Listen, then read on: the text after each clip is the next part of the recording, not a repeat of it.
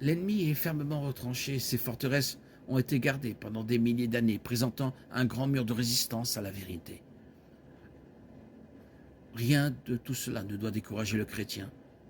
Le guerrier chrétien, utilisant les armes choisies par Dieu, attaque les forteresses et par la puissance miraculeuse du Christ, les murs sont brisés et les bastions du péché et de l'erreur sont abattus.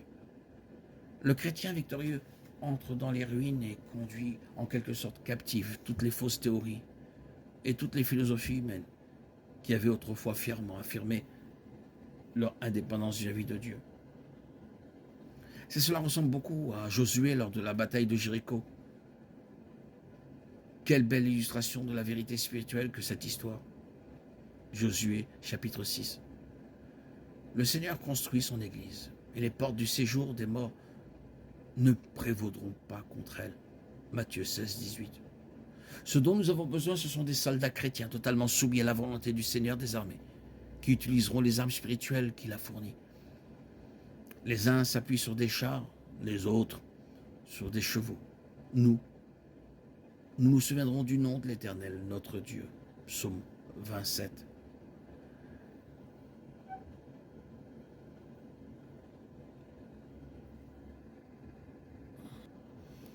Partager l'Évangile n'est pas la seule occasion où nous rencontrons de la résistance. Nous pouvons aussi faire face à des forteresses démoniaques dans nos propres vies, dans nos familles et même dans nos églises.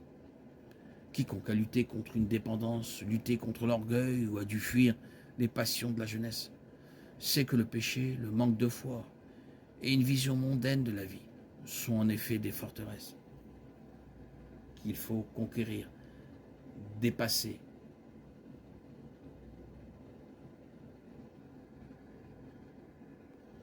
Détruire par la force et la puissance de la parole que nous méditons régulièrement et qui,